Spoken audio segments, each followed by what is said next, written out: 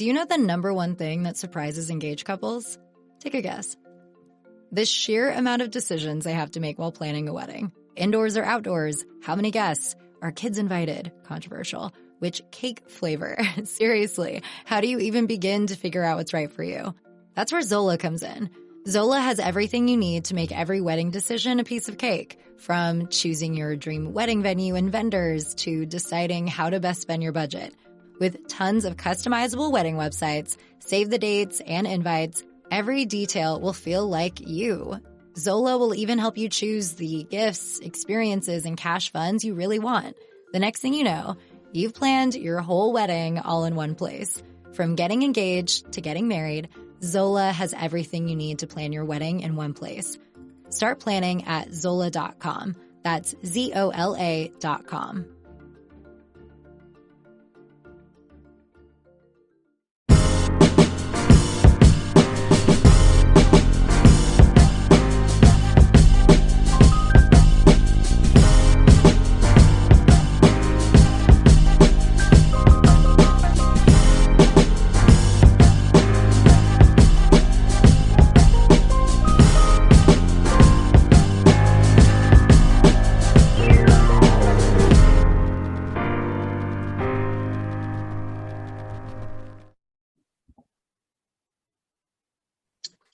Hello, everyone. It's Gabrielle from A Step Ahead Tutoring Services. We are at episode 9. This is awesome. And I wanted to welcome you to episode 9 of Hot Topics. So Hot Topics is where we talk about education, employment, finance, psychology, physical health, mental health, anything else that's steamy. And today we're going to talk about empowering, I have to say that word slowly, empowering our educators. And I have a guest with me who is going to help me out with that. And her name is Carrie Meyers. So let me tell you a little bit about her. So Carrie Meyers is passionate about inspiring educators to invest in themselves.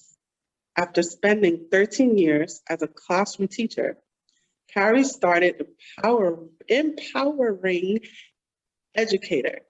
That's the name of her company, Empowering Educator, a virtual, soul-centered, empathetic solution for educational and emotional support. Her goal is to create communities of care to help educators make real progress toward their goals of advancement, fulfillment, and balance.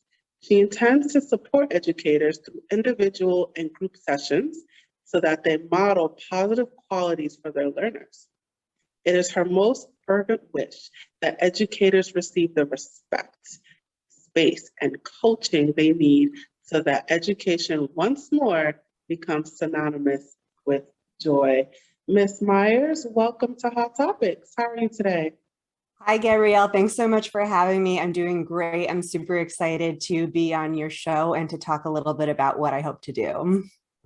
Awesome. So let's get right to it. So you have an interesting take on I have to say this first slowly, empowering educators. Please share with us your take. Sure. So as a classroom educator for the past 13 years, I've been in various schools that have had different levels of support for educators. And I found that I was most supported when I had really great systems in place of mentors and teams that were just there for me to bounce ideas off of, to do professional development with, and to brainstorm. And over the past year and a half with the pandemic, it's become pretty clear that educators have just been left behind to sort of fend for themselves. And record numbers of teachers are dropping out of the profession because of the pandemic. And what I'd like to do is to create virtual spaces where teachers can come together, they can talk about the joys of their classroom, the things that are going well, the progress that they're making, and that they can use these virtual communities of care to uplift and support one another. So that way teachers stay in the classroom, they have better balance in their lives. So they're setting boundaries between their home lives and their professional lives. And they're really modeling for their learners what it is to show up as a joy-filled, fulfilled individual in the classroom. So what do you think that's happening that's causing teachers to drop out? Well, I won't say drop out, to resign at such alarming rates? There's a lot of different reasons. Some of it is the just lack of support from administration, which can also be from a lack of funding, whether that's to a private or a public institution. Teachers need resources, and education is often the first thing that gets cut from any sort of bill that has any spending in it. I also think that teachers have this mindset of this like martyr mentality where they feel like they always need to go above and beyond and do everything perfectly. And that's just not sustainable. So people are finding that they're burning out a lot more quickly, which obviously leads to an untenable long-term career. And I would say personally, just setting boundaries between my professional life and my personal life from day one as an educator really helped me have a great 13-year career. It just was time for me to sort of shift into a position of helping other teachers to regain that balance so that way they can stay in the profession, because we need those passionate teachers in the classroom. And with these record numbers of people dropping out, you know, you're worried about the long-term consequences on education. So what strategies do you implement? What do you teach teachers? What do you show them? What strategies do you use? I'm still in sort of beta testing some different ideas for my business. So my first iteration was to give teachers a chance to kind of connect back in with themselves as to why they got into education in the first place. Who was it who supported them to get into education? Who supports them through this career? And it's kind of like a guide back to themselves. This month, I'm working with teachers on setting boundaries, which is the perfect time to do it just before the new school year starts. And again, I give teachers a set of tasks to kind of bring them back to, or put them in a space of reflection to kind of bring them back to the basics, like why are they doing it, how are they doing it, and how are they going to get through. I'm also looking at doing some group coaching models, as well as potentially contracting with schools where I can work with faculties for longer periods of time.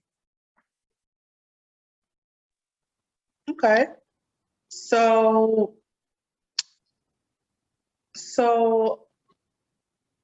I feel like, you know, teachers get into the field for the right reasons. They want to make a difference. They want to help kids improve. They want to change their communities, you know, all the dreamy stuff. And then they get in and reality hits them. You know, they have to deal with deadlines, like their own personal deadlines, but also like the school deadlines and bureaucracy and all these things that they have to do, and testing scores. So I feel like they get in for the right reasons, and then the kind of the things around them just kind of lower their spirits in a way. Absolutely. And that is unfortunately the reality of what the educational system has become. It's a lot more about productivity and industrialization, and the humanity of it has really kind of been lost. And so I think that the most important thing teachers can do is to create any sort of support network that's going to help get them through while they're also working towards bettering themselves. So making sure that they have a life outside of the classroom, they are fulfilling themselves with hobbies and travel and professional development. So that way they're showing up not as these shells of human beings who are just fueled by coffee and, you know, the promise of a summer vacation. That's just not enough to get teachers through anymore. So, so you said the word boundaries a couple times. Can you talk about that more? Absolutely. I mean, our time is the most precious resource we have, right? So if you think about having roughly 16 waking hours in a day, because we all hope that we're sleeping for 8 hours a night, but let's be real, that's not usually the case. So if we have roughly 16 working hours in a day, you have to take into account all of those things you have to do, like you mentioned before. You have to plan a certain amount, you have to grade a certain amount, you have to correspond with parents, with administrators, you have to do continuing education. So all those are the realities of the work, but it's that feeling of doing the above and beyond all day, every day, that's unsustainable. And so by setting boundaries on your time, you're allowing yourself to structure your classroom so that way you can leave work at work. And the minute you walk out, whether that's 4 p.m. or it's 7 p.m., you get to decide that. But as soon as you flip that switch to being, your home self and your real self, you can leave your teacher self in your classroom. So what do you say to the people that are like, it's hard to stay within an 8 to 4 schedule because they have to make lesson plans and they have to grade and, it's like they're working overtime. So what do you say to those people?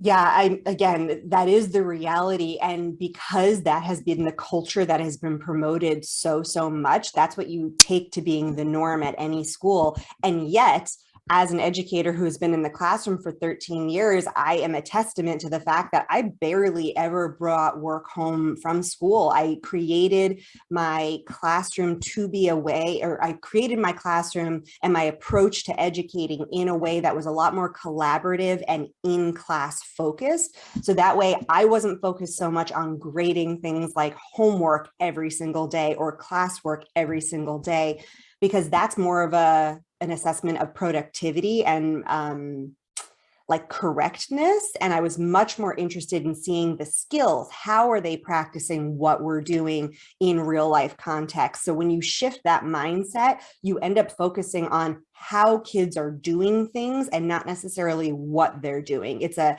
slight shift, but it makes all the difference for being able to create a classroom environment where kids are working on producing things using the skills you've taught them. Whether, my specialty was French, so I'm always thinking about reading, writing, speaking, and listening skills, but you can apply this to science where you're talking about, investigating and hypothesizing and predicting and all sorts of different, skills that go into that.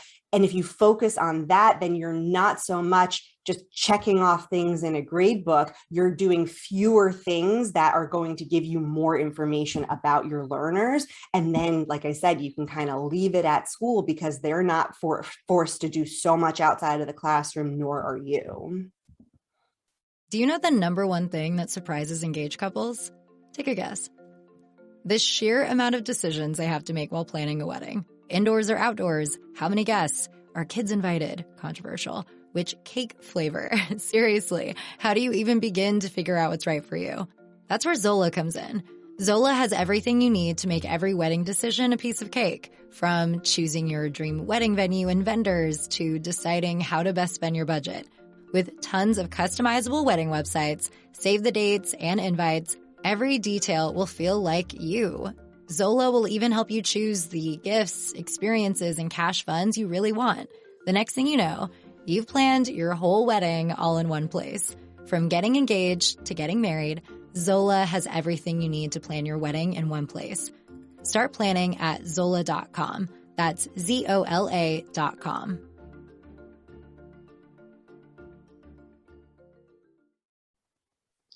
That's interesting. So you mentioned before about burnout. What does that look like in a teacher? What are the signs? I mean, have you ever seen a teacher? Like, we're walking burnouts all over the place. I always told my friends that when I met them for the first time, I'd say, okay, for 9 months of the year, I turn into teacher Carrie, which means that like I'm once a month. I think Okay. Like I might see you once a month because I'm just too exhausted to do anything else throughout the year. And then over the summer, I get to be summer Carrie, where like I have this energy and I have this time and I have the, spoons to engage with people in a different way.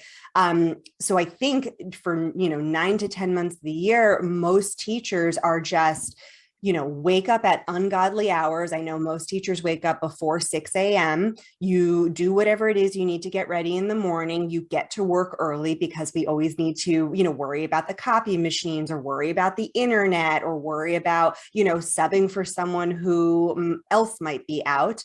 And then, like you mentioned, grading and contacting parents and stuff. So then you're not leaving until 7 at night. So you're spending 12 hours of the day at school. You come home, you might eat something, watch something, on your couch, and then go to bed for possibly 6 hours. And then you rinse and repeat. There's no room for joy in that kind of a schedule. There's no room for self-advancement and fulfillment. And my call to every educator is to think about what it would look like to leave work at work and to still be able to do something that brings you joy at home. So that way, when you come to school, you look happy to be there and you don't look like this, caffeine ridden, sleep deprived, overworked person that we tend to be. So just to recap, right? So in terms of things to look for when there's a problem. So overexhausted, they may feel irritable, maybe apathetic. They're not putting as much energy into things that they used to. There's a shift in mood, a shift in behavior. Like you're not as excited, joyful.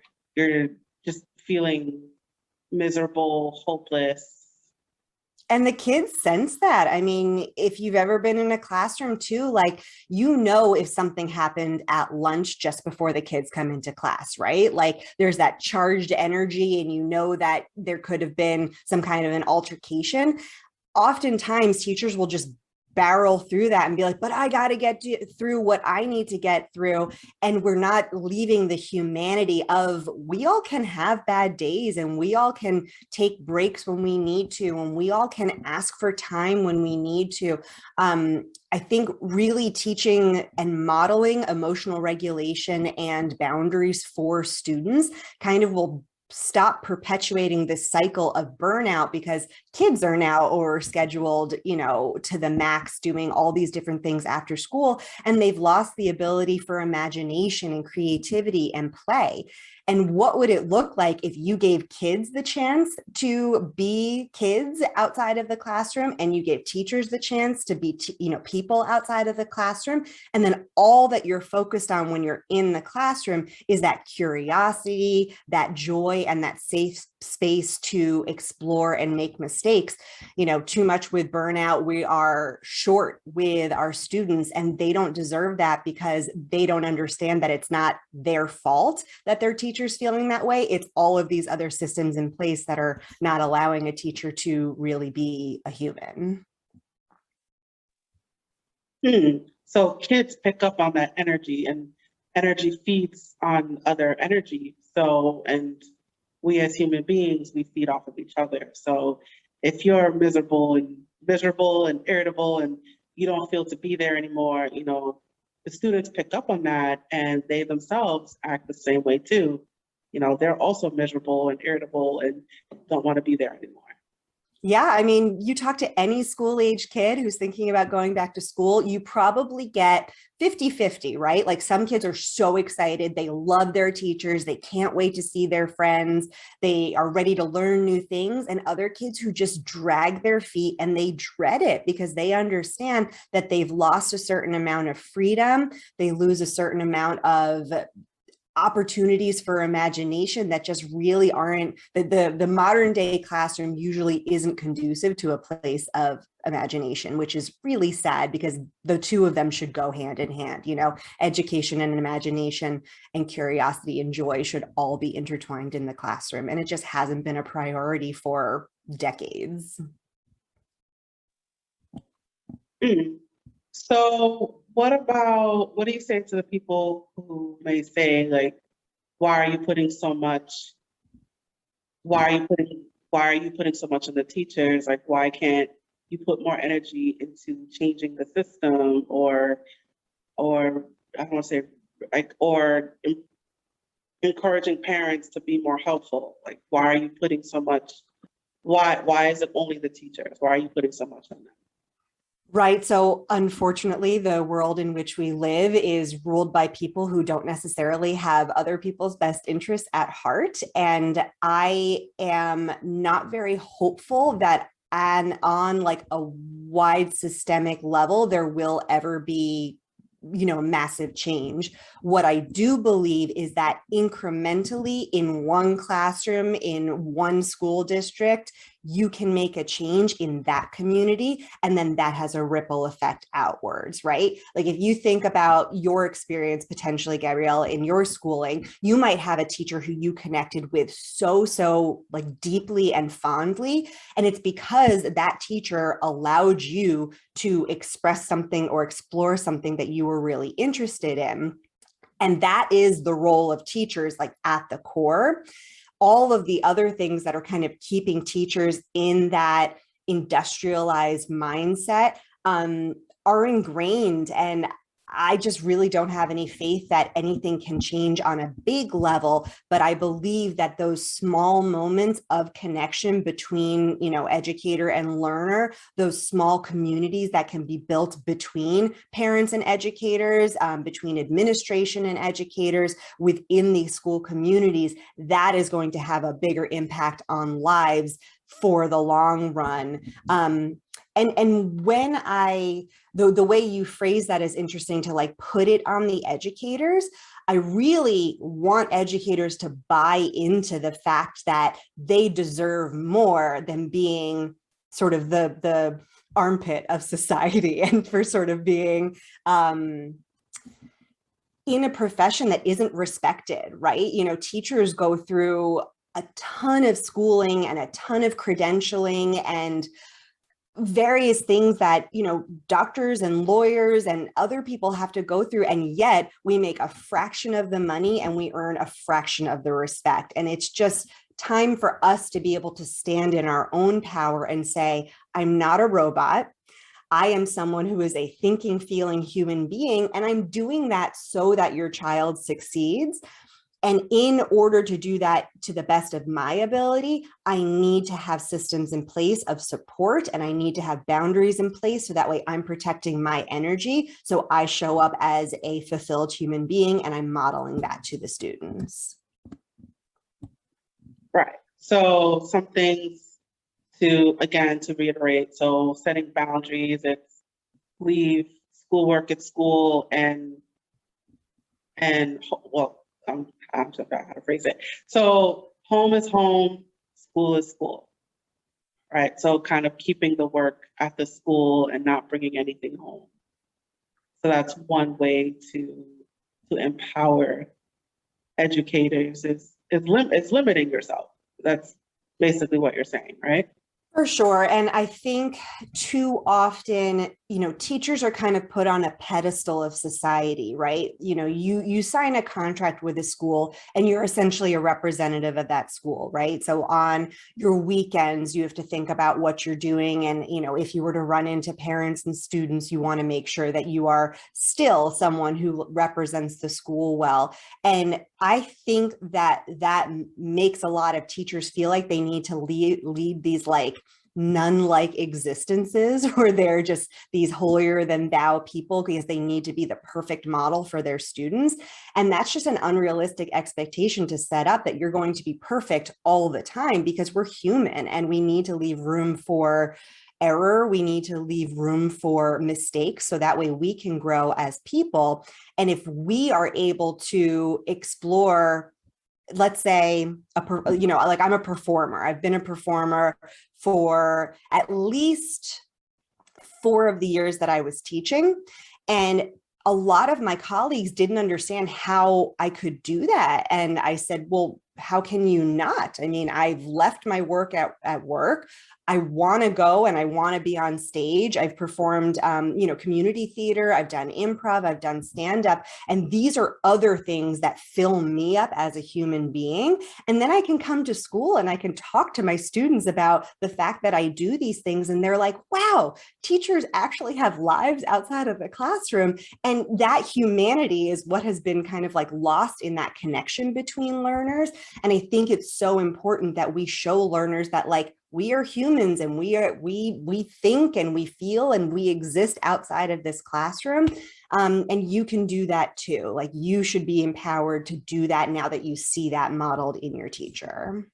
Do you know the number one thing that surprises engaged couples? Take a guess. The sheer amount of decisions they have to make while planning a wedding. Indoors or outdoors? How many guests? Are kids invited? Controversial. Which cake flavor? Seriously, how do you even begin to figure out what's right for you? That's where Zola comes in. Zola has everything you need to make every wedding decision a piece of cake, from choosing your dream wedding venue and vendors to deciding how to best spend your budget. With tons of customizable wedding websites, save the dates and invites, every detail will feel like you. Zola will even help you choose the gifts, experiences, and cash funds you really want. The next thing you know, you've planned your whole wedding all in one place. From getting engaged to getting married, Zola has everything you need to plan your wedding in one place. Start planning at Zola.com. That's Zola.com.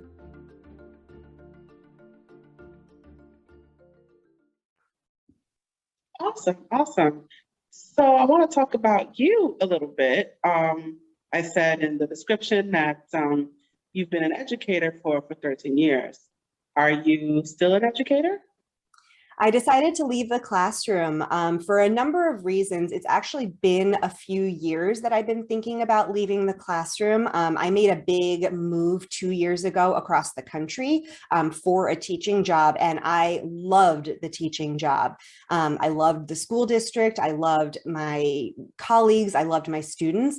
But really, the pandemic was sort of the final straw. I just realized that the amount of myself that I was losing in devoting as much energy as I was to my students and school, it was just something I couldn't do anymore. So my initial thought was to create a tutoring program where I would empower students to take back their own power and set boundaries and do all the same things that I'm talking about. And then I had that little voice in the back of my head that said, you know what, Carrie, you actually really want to do this for teachers. So I've been shifting how I'm going to approach this business model, not on a daily basis, but I'm constantly researching and looking into different ways to bring this in a approachable, manageable way to teachers and potentially to schools, so that it ends up being a benefit of remaining in the classroom, is that you get to work in this awesome virtual community with other teachers who are going to uplift you.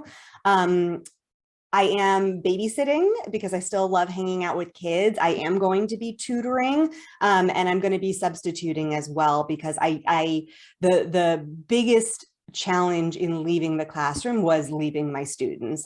They are the reasons that I want to stay, and it was literally everything else about the job that I just I couldn't keep in my heart in the same way as I used to.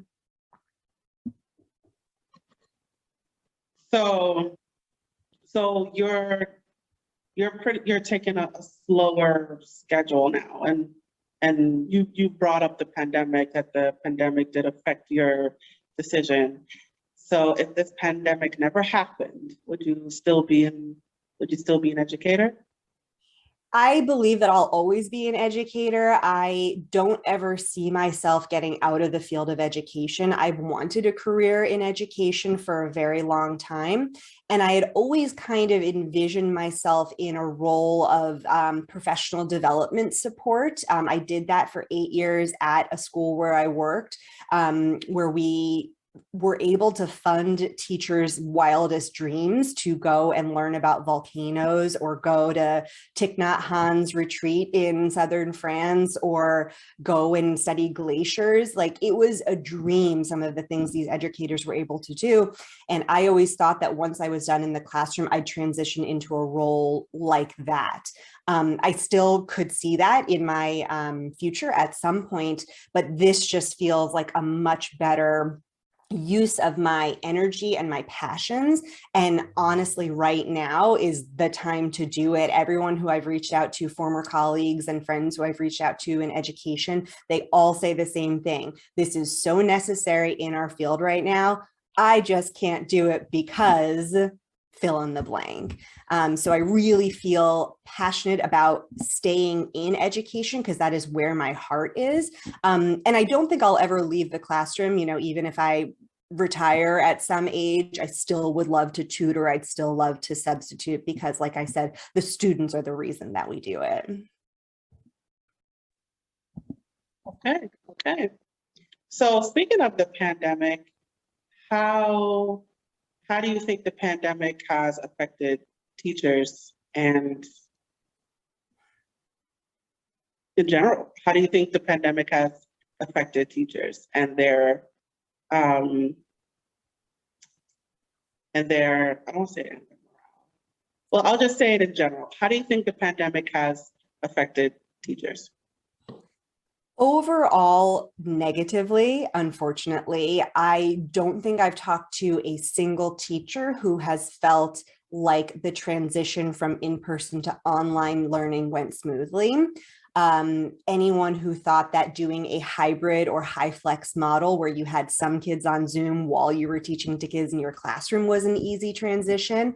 And even teachers right now who are looking to go back into the classroom with everything that's happening in the news and cases rising every day, they're still thinking, how are we going to make this school year work so that way it's beneficial normally for the students, but it also has to be beneficial for the teachers. And too often the teachers have been left out of that decision process. They don't get to weigh in on what would be best for them.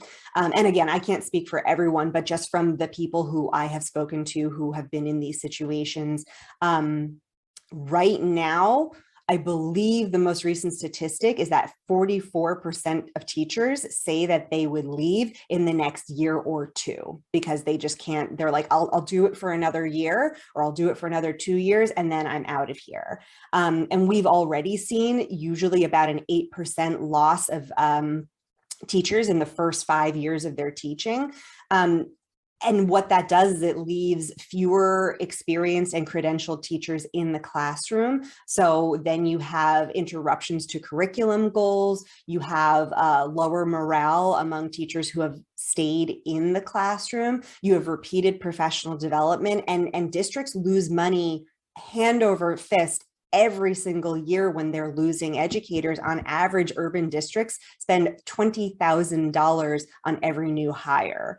So overall, it's been negative for districts. It means that there's going to be fewer credentialed teachers with larger class sizes. Students are going to continue to feel like they're being left behind. And the long-term repercussions of this are going to be pretty dire, I think.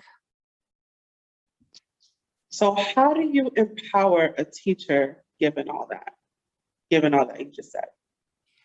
It comes from within, honestly. A teacher has to look objectively at their entire situation and say, is this something I can keep up with? You know, most teachers just look forward to the Friday happy hour, or they look forward to their morning coffee. And those are things to get you through one day and 1 week at a time. And that's where you start with empowerment, is that you look at the reality of your current day-to-day situation and you say, okay, what's the thing that's going to get me through today? I believe that that's going to come from community support and empowerment. I believe that's going to come from clearly communicating our needs to our administration, to our parents, to our students, boundaries on our time and our energy, fulfillment in other things that have nothing to do with the classroom, and a commitment to say, I want to do this so that I stay in education longer. I want to do this so that my students see what it looks like to be a fulfilled individual who also just happens to educate. So it has to come from within. It has to come from committed daily actions to your own happiness and your own well-being, and recognizing that change doesn't happen overnight. It is a lifelong process, and growth is a lifelong process. And if people are willing to engage in the work, then they can have long-standing, very fulfilling careers. So is it safe to say that your goal for your business is for teachers to stay longer at their jobs?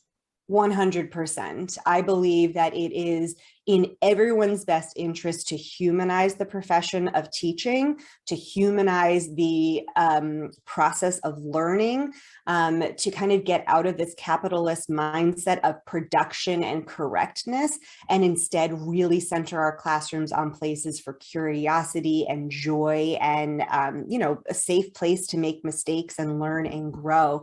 And only then are we really going to see these transformational ideas take place both within educators and within their learners.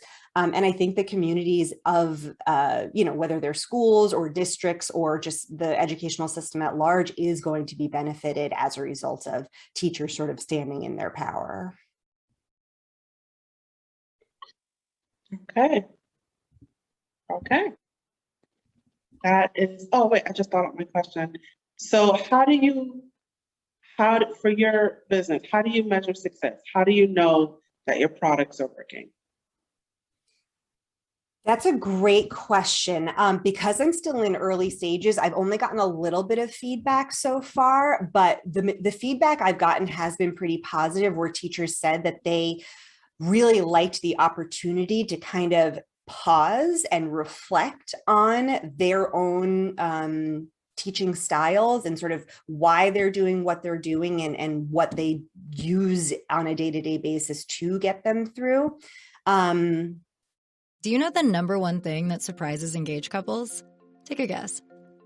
The sheer amount of decisions they have to make while planning a wedding. Indoors or outdoors? How many guests? Are kids invited? Controversial. Which cake flavor? Seriously, how do you even begin to figure out what's right for you? That's where Zola comes in. Zola has everything you need to make every wedding decision a piece of cake, from choosing your dream wedding venue and vendors to deciding how to best spend your budget. With tons of customizable wedding websites, save the dates, and invites, every detail will feel like you. Zola will even help you choose the gifts, experiences, and cash funds you really want. The next thing you know, you've planned your whole wedding all in one place. From getting engaged to getting married, Zola has everything you need to plan your wedding in one place. Start planning at Zola.com. That's Zola.com.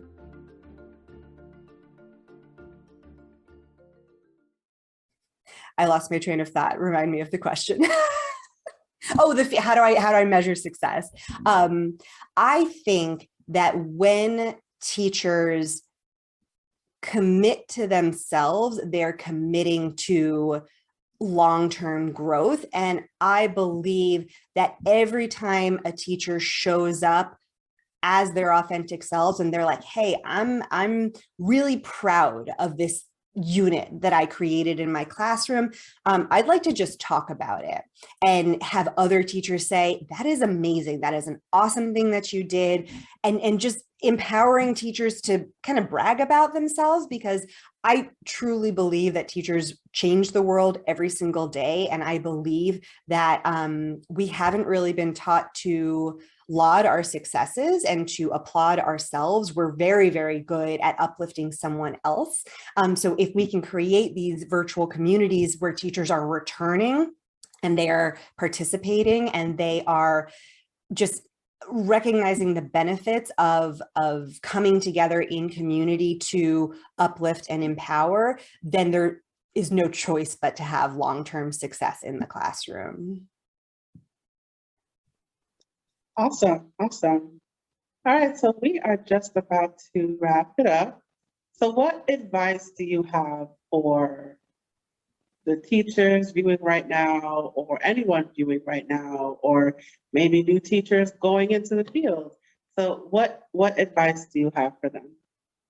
The first thing I want to say is that you are doing an amazing job. That is something that I don't think we hear often enough. I think that people say thank you a lot, but they don't really know what they're thanking them for. So I'm here to say you're doing an amazing job thinking about your students, thinking about your lesson plans, thinking about interesting activities, giving meaningful feedback, creating communities among your learners.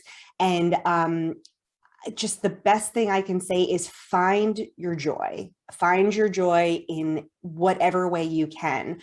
Pause and enjoy those moments in the classroom where you have a light bulb moment among your learners, because that is a reason why we do what we do. Or take a moment and savor a connection that you made when a student came to you with a problem or an issue that you needed to solve.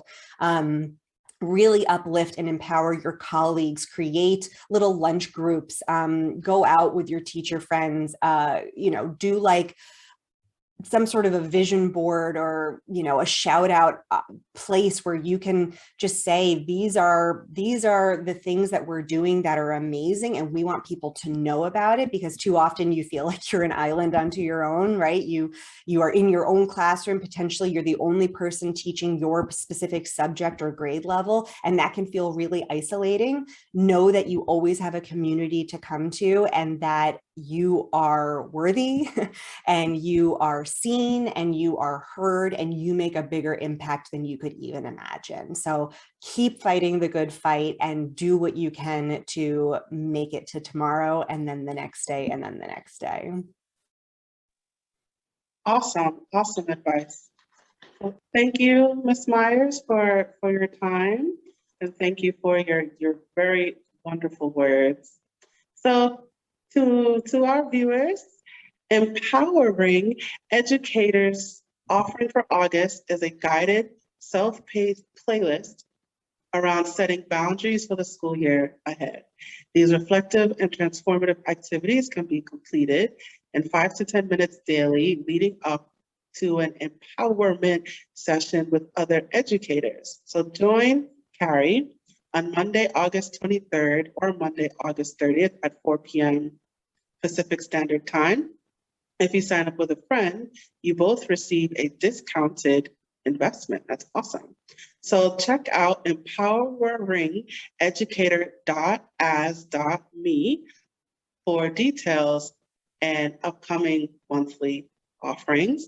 And you could find Carrie on Facebook, LinkedIn, Twitter, and Instagram. All of this information will be provided to you in the bio. And so are your services for teachers, or can it be for tutors as well? I would say anyone who works in education. I think that with tutoring too, you try to do anything possible to make a little bit of extra money potentially. And that can mean that you're taking on tutoring gigs that aren't as aligned with your values. So I think that kind of reclaiming your own time and your own values to make sure you're only picking people with whom you're in alignment is really necessary too. So tutors, substitutes, educators, even administrators, and people in higher up education, professors, TAs, we all could benefit from uplifting each other and empowering each other.